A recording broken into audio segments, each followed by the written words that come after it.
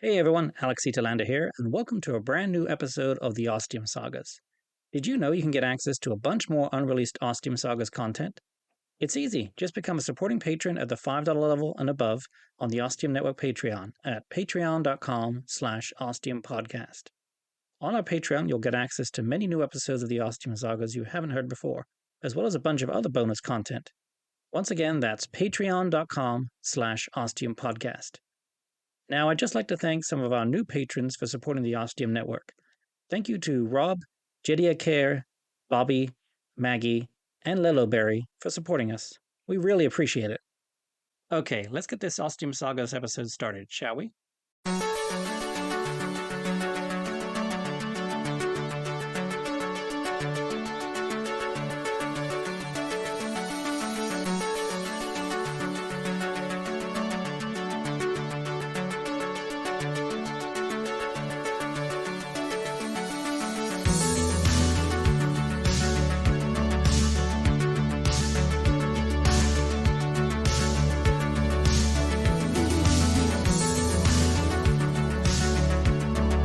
The Ostium Sagas.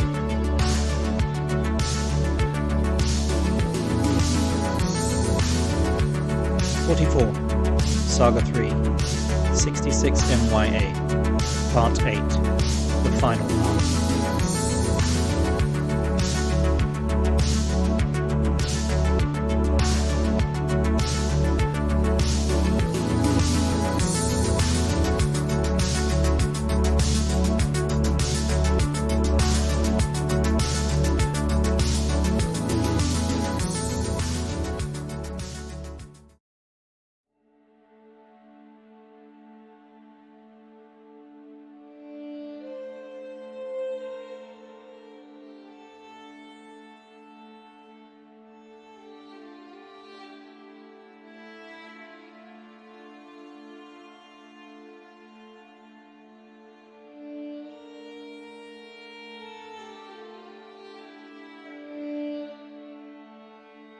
I knew it was exactly the same as when I opened the door in Ostium, because I was so surprised by it.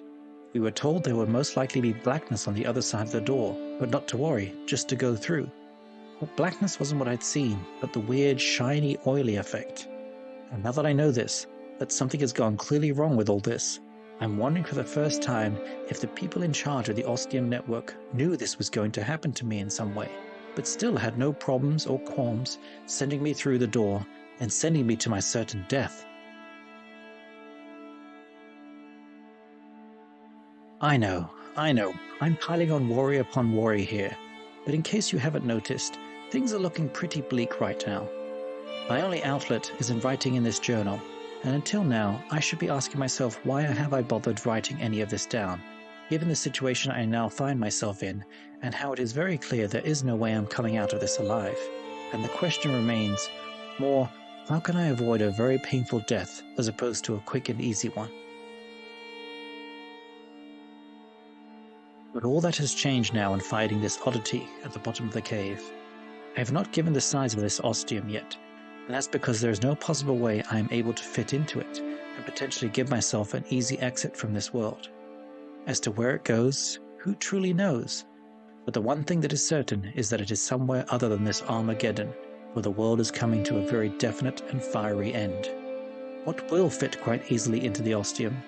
Yes, you have no doubt surmised by now, is the journal, which I continue to write in for posterity's sake.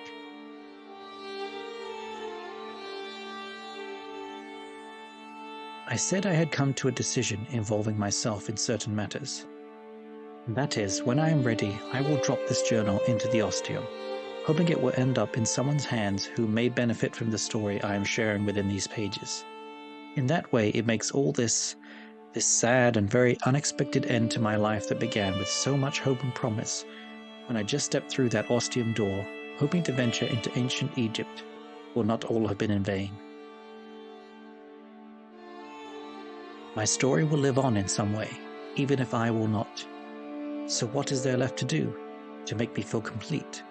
To make things feel worthwhile in the life that I have lived? Now knowing what I know, what I have found, and that I have a literal ticking time clock counting down at a considerable rate, I returned back to the front of the cave. The fire was beginning to wane. Not that one would be able to tell by the temperature in the cave, which had risen considerably and was now making me sweat with little effort. But keeping the fire going had been a goal, no, a requirement since I first got it lit, and it seemed silly to let it just die now. That word choice is intentional, by the way. I also heated up some of the meat and ate my fill, my last meal. Then I rolled out my prayer mat and went about my sacred routine. And after that, I went and sat at the entrance to the cave and looked out at this dying world and thought about a number of things.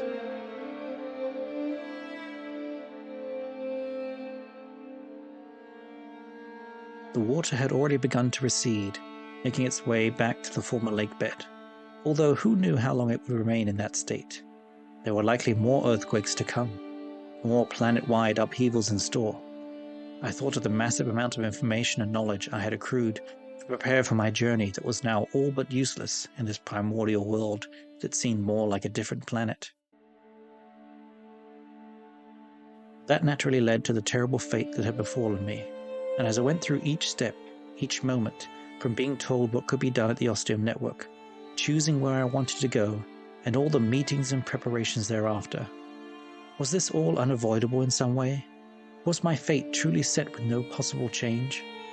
And while my beliefs said no, it is set in stone and immutable, in my heart there is much more than a growing seed of doubt. This seed was already planted, and is now flourishing, not just into a flower, but a mighty tree with many thick, strong branches. I had just blindly walked into a situation that was filled with such promises and hopes. We were told many had returned from various times to tell their incredible tales, but had I ever talked with any of those people? No.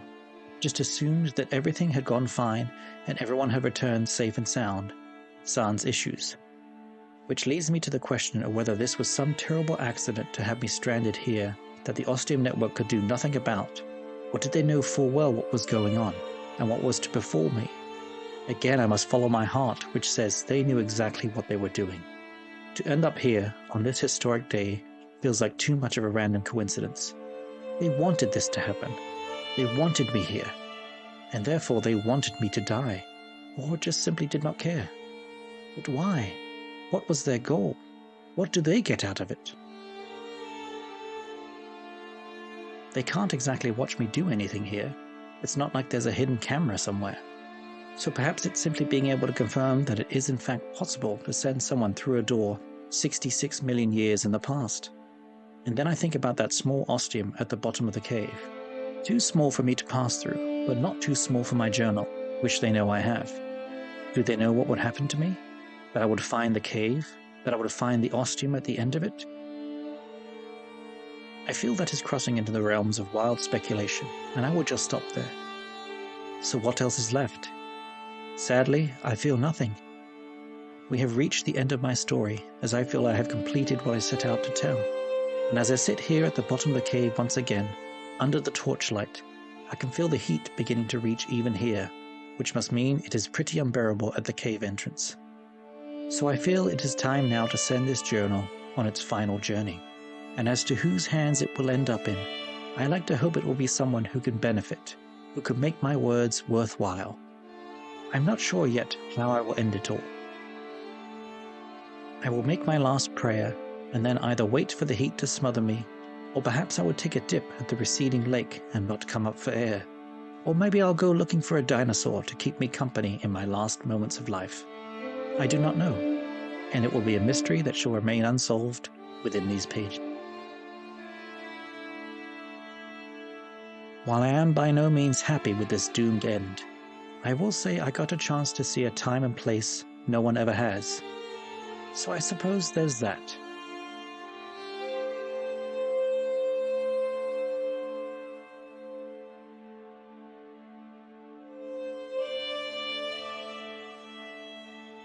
With those words, I bid you adieu.